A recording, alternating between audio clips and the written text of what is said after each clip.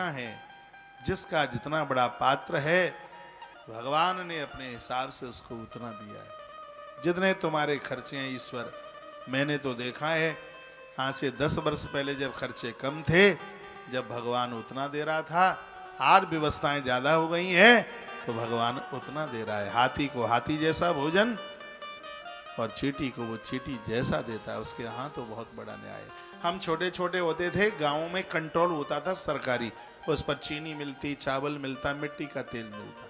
पहले चिमनी दिया जलाने के लिए भीड़ें लाइनें लगती थी, मिट्टी का तेल, चीनी, मिट्टी का तेल। दिवाली के आसपास तो भारी भीड़ होती थी, तो उसमें यूनिट देखे जाते थे, जिसके जितने यूनिट हैं और वो आदमी उतना देता था। यूनिट देख करके इस कार्ड से मैंने एक बात देखी, यहाँ की गवर्नमेंट उतना ही देती है जितना यूनिट है। ज्यादा से ज्यादा लोगों के लिए सहयोगी बनिए, तुम्हारे पास सेवा के जितने यूनिट होंगे भगवान उतना ज्यादा आपको देगा। कुछ है ही नहीं तो वो काहे क्यों देगा। ऐसा जीवन जी लें, संयमित जीवन जीकर, इंद्रियों को जीत करके। ये भड़काऊ इंद्रियां, जीभ चटोरी है, इस पर अंकुश लगाओ, पता नहीं क्या क्या मांगती है। आंखें बिगड़ी हुई हैं, ऐसा मन देखो। मैं एक समय हाँ अग्नि पुराण था, और ये मैं बात भूलता नहीं हूं, यदि कोई पुरुष विवस्त्र स्त्री को देख ले और कोई स्त्री बिना कपड़े वाले मर्द को, आदमी को देख ले, दिन में जितने भी पुण्य होंगे सब छीण हो जाएंगे, कुछ नहीं बचेगा।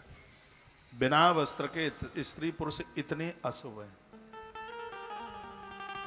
इतने अशुभ। और उन खुरापातियों के लिए क्या कहा जाए, जो बिगड़े हुए एक नंबर के यमराज के पटों का काम करते हैं, रात रात भर सोते नहीं है, ऊट पटांग कुकर्मी लोग। ये मैं दावे के साथ व्यासपीठ से बोल रहा हूं, दावे, मैं बिना दावे के तो कोई बात ही नहीं करता। अग्नि पुराण में सदाचार का वर्णन है, उसमें वर्णन है कि स्त्री पुरुष बिना कपड़े के इतने अशुभ हैं कि पूछो ही मत, कसाई से भी ज्यादा अशुभ है।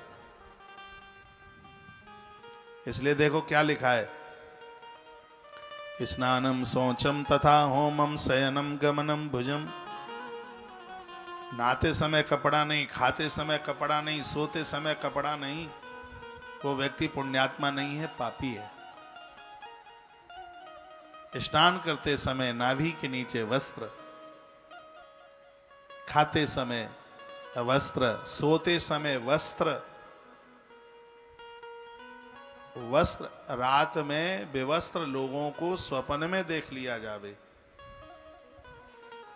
तो वह स्वप्न भी बड़ा खतरनाक हो जाता है। वो त्रिजटा स्वप्न बता रही थी, तो उसमें यही तो सब बातें थी।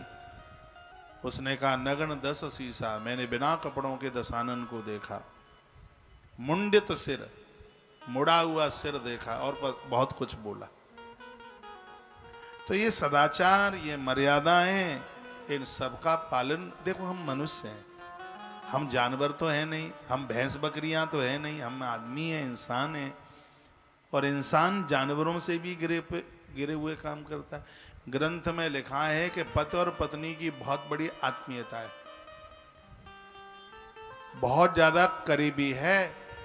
संतान जन्म के लिए ही ये स्त्री पुरुष एक दूसरे को विवस्त्र देखते हैं, नहीं तो शिव महापुराण में ही वर्णन है कि मैया नहा रही थी, शंकर जी लौट गए बाहर, वापस लौट गए, भोलेनाथ रुके नहीं। पहले की बड़ी मान मर्यादाएं थी। बुजुर्ग बड़े लोग घर में आते थे तो थोड़ा खांस के आते, उन्हें खांसी नहीं हो गई थी, इशारा करके आते, कोई बहू बेटी वस्त्र तो नहीं बदल रही है, कहीं कोई स्नान तो नहीं कर रही है। कितनी मान मर्यादाएं होती थी।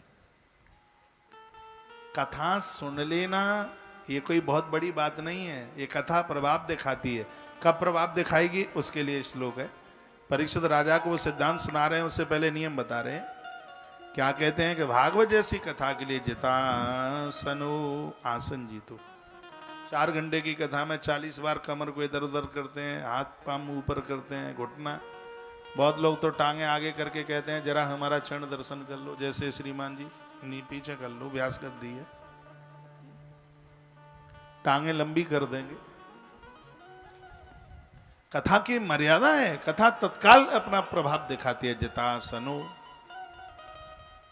आसन से बैठे, जितस्वासो, सो मत जाग के बैठो।